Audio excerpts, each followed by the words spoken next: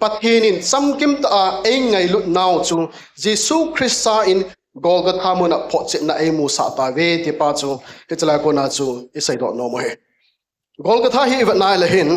a place of victory over sin ahi in hi chu iwa na hele Aramaic pawa chun Golgotha ati in hi chu place of skull hi skull hi Latin pawa chun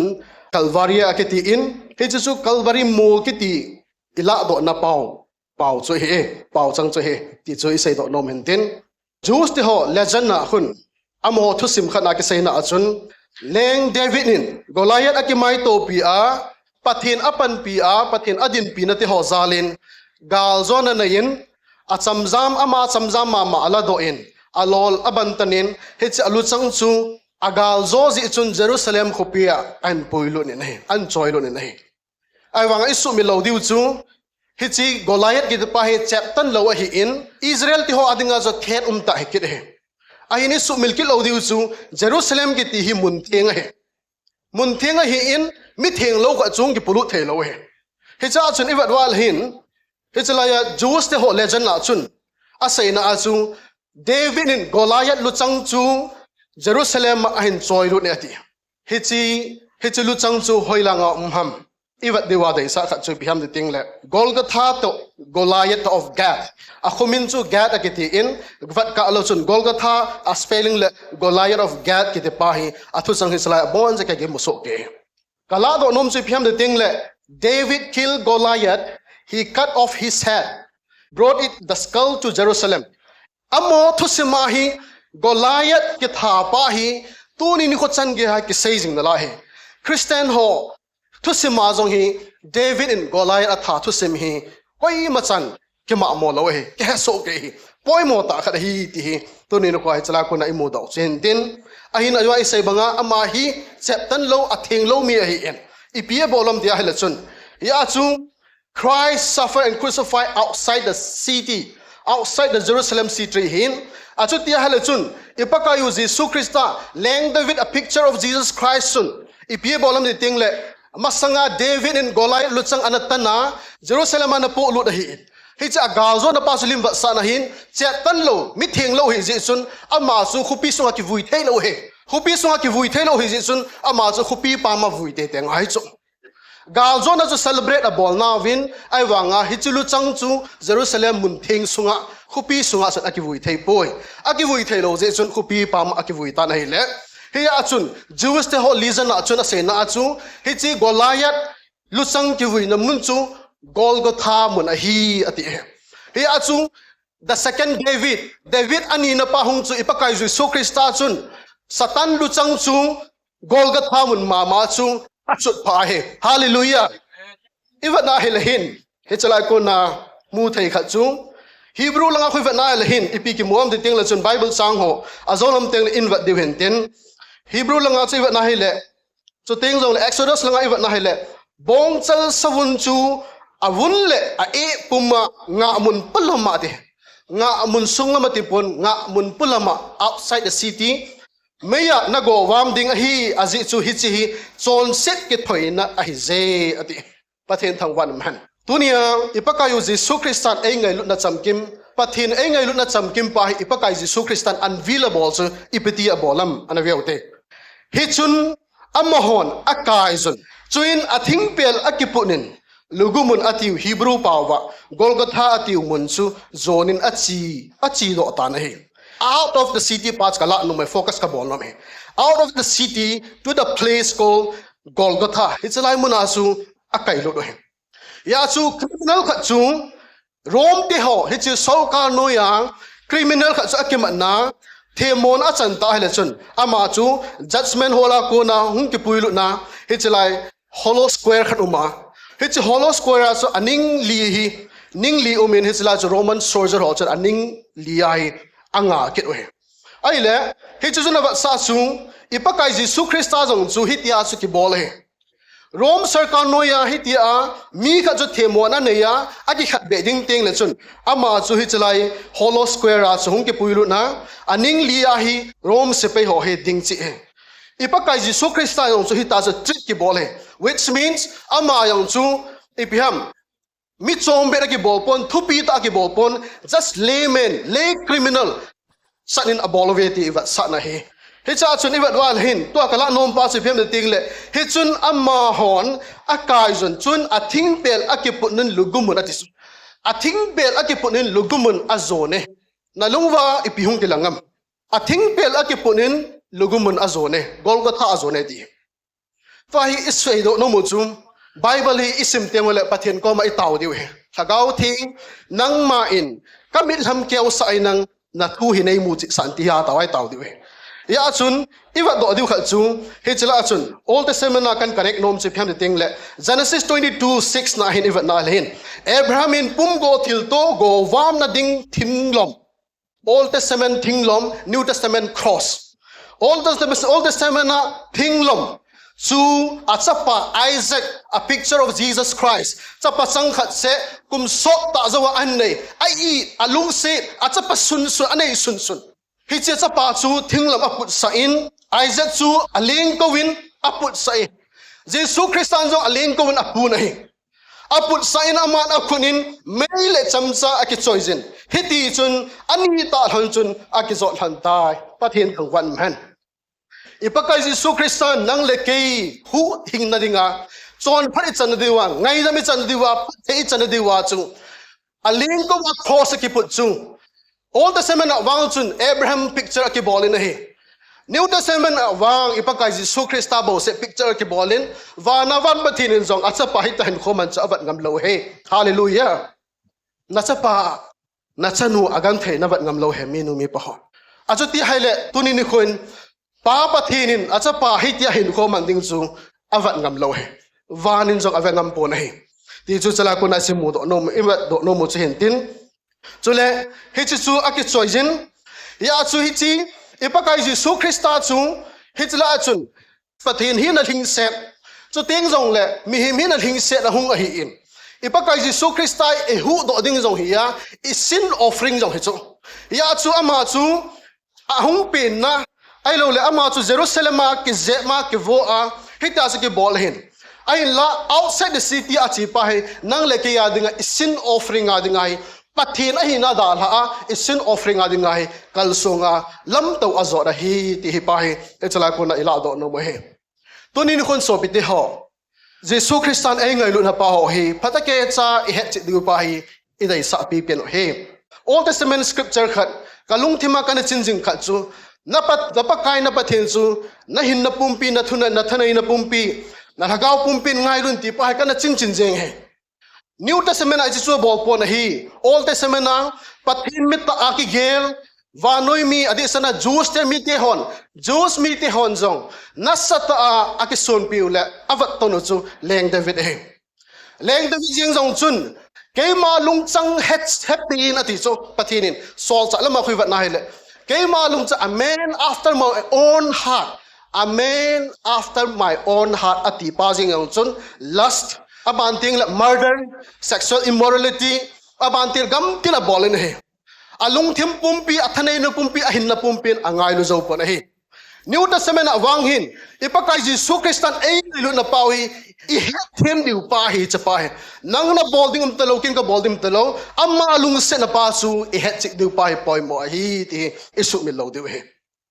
tuni ni ko Chate ho HINKHO achi asetnau hi piham de teng le anu apa alungthim pumpia alungset na pa ahetchet lo jai tuni chan ya chi khela he tuni nu kha zo ipa wan pathin lungset na ahetchet lo jai I dei de HINKHO mana inup numa HINKHO man na la hi ti pai he chala ko na ila do no mo he ya chun Rome se pe hon achunga cross thing pel ja put savin aban ting le he cha chun he chi chu Golgotha lung chu azot pi tawin he azot pi jong hi alam pi saw na thei chan ge hin azot pi win he azot pi win chu ting jong le cha chun pi bolam de ting le chun a song khol ma chu a pi win he abul langa chun jat sa bolding chun asot pi win purple cloth a scarlet cloth a sil pi win he ai wanga Golgotha mun apui ding phatwa asong khol mama a pi we he chu bol ham di ting le chun he chula ya Rome circle do na HINKHO mang ho criminal zola zon bong ho ai lo le he chi government hit na sata hindo ho chu he tabanga chu cross a khet be ding a hi van amo Jerusalem kupi sunga Jews mi ti ho hita banga Rome sarkar hi ipitem ka na noi sinanan neiwa ai lo le nan do ding ba le hita banga na ki bolding hetia lampi asaw na thei sangya ki puya so yong le phat khalai Jesus Christa ka hi ti pa asong hol so a api ki ro so hi che pa ma hi ti a api we a api win cha chun ipiti tham ti ting le chun hi chla chun Jesus Christa akizep zowa atho gim zowa a crossu apu e ti so ke mona he cha chun apu chung Jesus Christian apu lalta in ating le he cha chun apu lalpa chung aban achi zo ta pona he even na hi le gospel ngai va na le hin ai le he chu piti tam dil ipakai Jesus Christian a cross and kiput pa chung even wa hi le Luke langa iwa na le Luke 23 langa 26:31 sunga so ikimu che phiam de ting le Luke gospel ji pa hin ipakai Jesus Christa cross aput na Golgotha azut to hi na satan struggle hi aji lunin suffer hi aji lunin so jong le aput zo lo pa na satan record a bol na he ai le chala chun Luke gospel ji pa khun an ji na khu iwat kin a le Jesus Christa bo se na thingpel aput lo pa khu na satan an ta lang na he mi khat an ta langin he cha chun Simeon ki te pa hi hiti chun Rome circle ho in ada achomin amanuvin ama chu Jesus Christa chu cross chu ama chu put holding in amat sawin he amanuvin aput sa tawe hi chalai chu mu thei kha chui phiam de teng le hin ipibol hai ta chu nama bol ham itia hai le Rome circle in legal right ane ka ti chu phiam de teng le Rome citizenship chu tu la ya iho US citizenship sanga len zo thunai zo ya chu mi chu adei de ya chu bol theu hi ti chu he chala chu mo do thai kan hin tin ya chu even na hi le he chala yang chun Simon in ahin po lut Matthew bunga chang somli khat na chun khada mol chung athu hil na asai ba chu ko hi le apo podinga na chamlowa bola mi mile khat na puya chun mile ni chi pin atipa hi chi thu hil pa chu hi chu iwat na hi le chun Rome se pe ho hin Rome sarkal hin legal right anei pa chu hi chung cho na yang chui phiam de teng le chala Simeon na satai che cross su aput na ipakai Jesus Christ cross su aput ho hi ti so ke mona hi ai la some tradition asai na wa chun Simeon hi chi pakai Jesus Christa thingpel aput hi athing bo se aput hin vanoi chon sit na aput tha poi ati we Simeon Jesus Christa thingpel aput hi athing gi bo se so put hin vanoi chon sit mi te hot vanoi mi te chon sit na apo gi pa so apu poi ati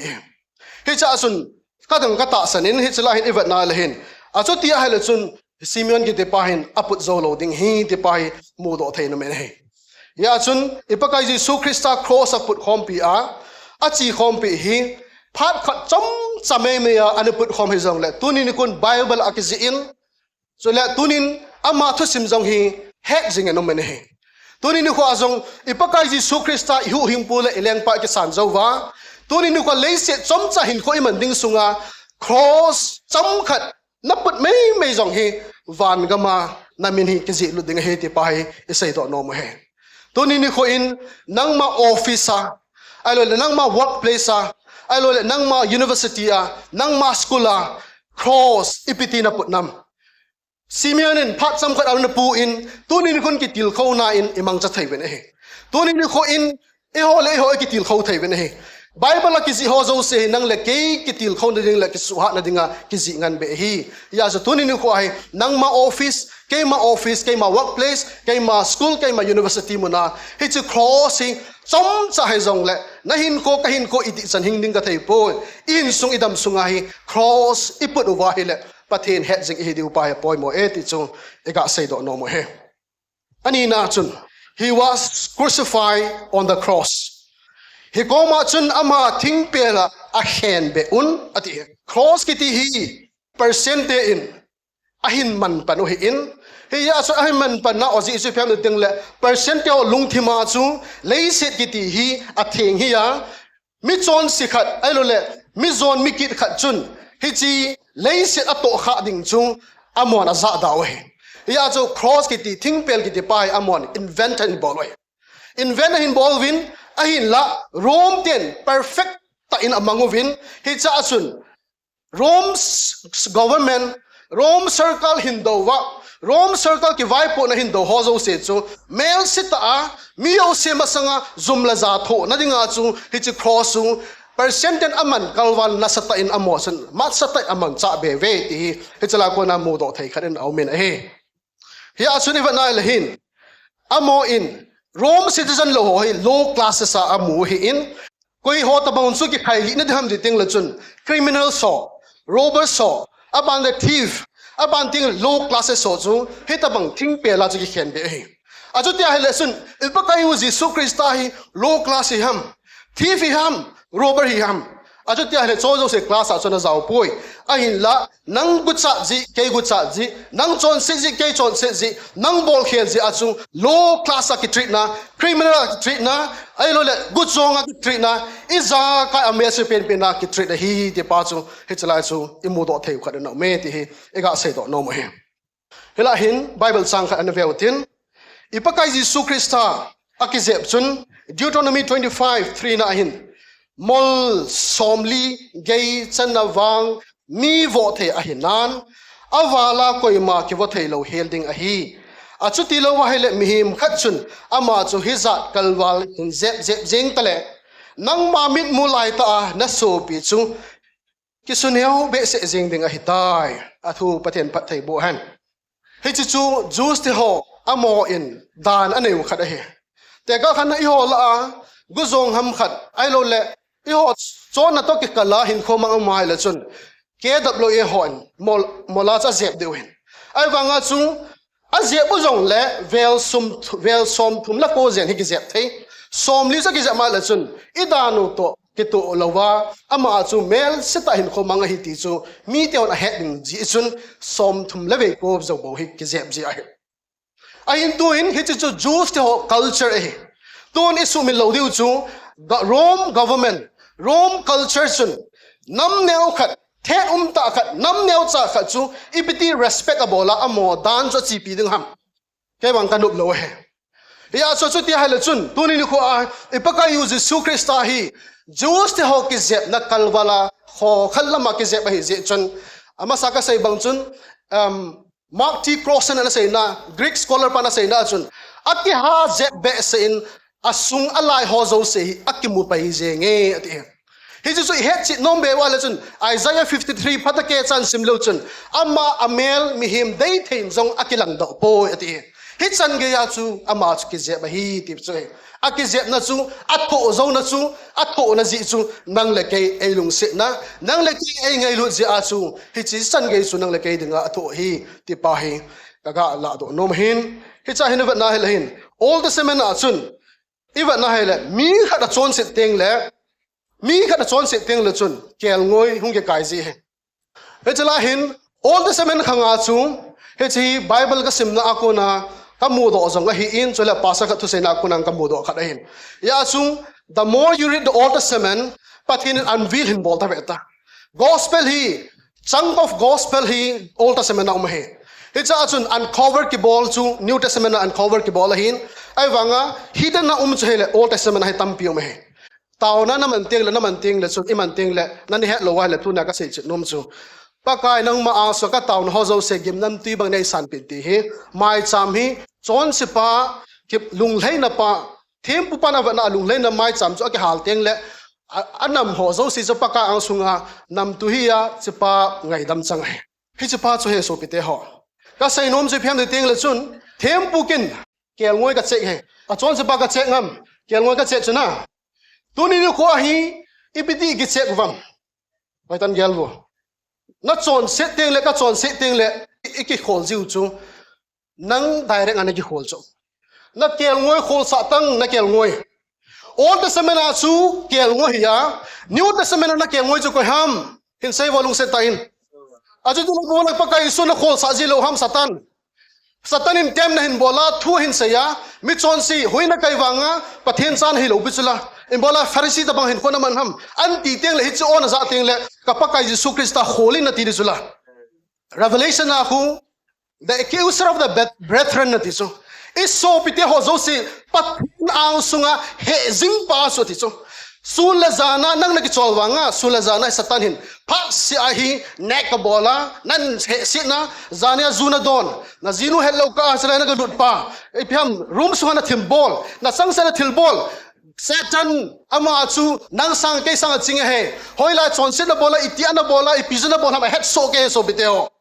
ahi ni sala ka sainom je biam de tingle hitsi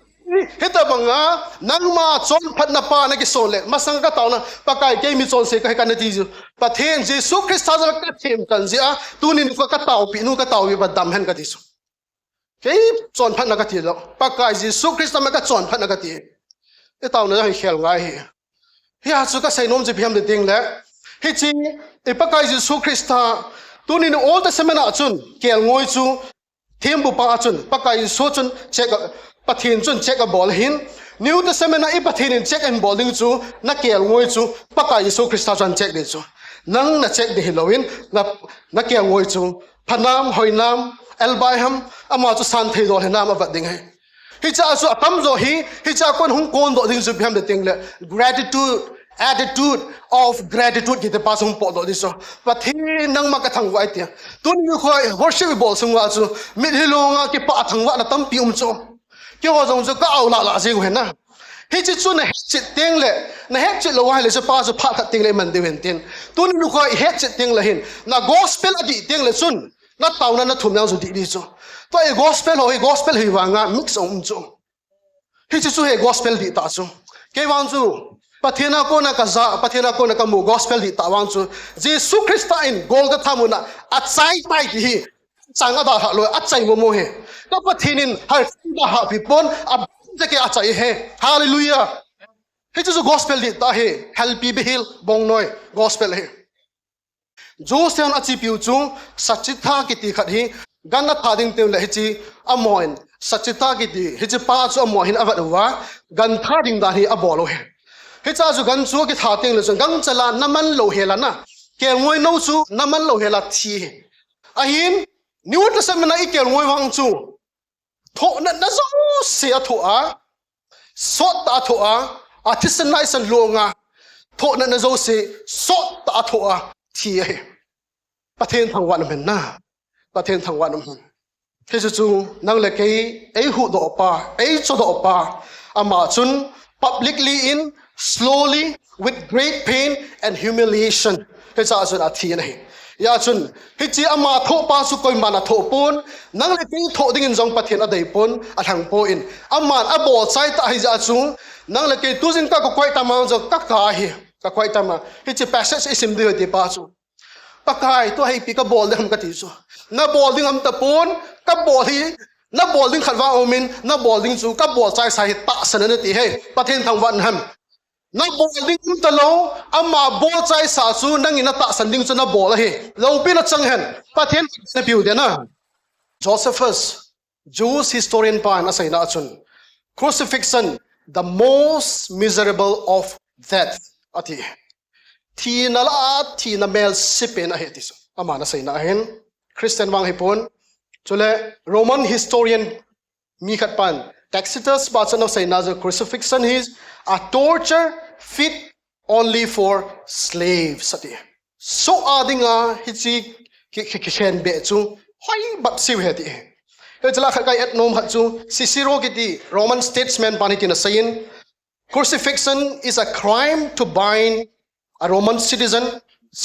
Rome citizen mi khat hen chu ai lo le hen chu hichi chu dan de ki to lo khat hin to scourge him is an act of wickedness ati ki ti hi hichi ho chaun ta dung zuya Rome citizen adinga chu hichi pana sei chu hele Rome citizen mi khat hen chu dan da ki to lo hin zep chu chon sit na hin chu le tha chu hichi amel sit dan chu thu chang man ding ka ha poe ti chu nang le ke ya dinga hong thi so bite ha number 3 na he was nailed between the two sinners alaya aungi khat be hi hechi ibat na hele hechi full hechin ipakai Jesus Christ in Old Testament prophecy ho fulfill abon na hi tin kalado no me na hi azi chu numbers langa ibat na hele chun Israel mi ti ho chon sit be se phat chun mi ho zo se sa phun noi phat chun gul ahung halu nin mo sin he chi gul chu sum englim in a semin a khai sa ngin a ve he chi gul lim ve zo se hi hing do de he ati he cha chuni va nail hin Numbers 2 9 langai va nail John langa jong ki muin he ji chun mo sin sum eng gul lim khat a semin mol zo chung khana ata do e mihim ko hi zong le whoever believes ki te pa John 3:16 mihim ko hi zong le gulin achu ting hi chi sum eng gulim chu avatna ahi le hingding ahi whoever believes che pa chu hing te ding he pangal hi zong le za dang nam dang hi zong le I ho ki pathian ho ki hen nang avelo se chu ho in ki khom zong le avelo se chu chom be ding ahi ti chu ka sai do nom hen ten hi achun hi chalai ivat wa le hin ipi ke mom de teng le avatna hi le ki te pa hi chi ivanal Hebrew pa wa hi look ki te pa hi chi context Bible changa look ki te pa hi Hebrew pa wa hin nabat akiti e nabat ti chu to look intently at ti na kasai nom chi phian ding le ipakai ju su Christa hi hu hin pudinga ivat te a hela chun nang le ke whoever believes asun nang le ke chu izau phatheye tuni ni gun ki ta do zong le Cause I khai nang Good Friday is that way ki mang zong le if you don't look Jesus as your savior intently Christian hi zong la chun pan kami lut lo de azi chu John bung som li chang gup na chun ke mai lam pi ka he this thuta hin na ka he ti na kin ka sei ji a chu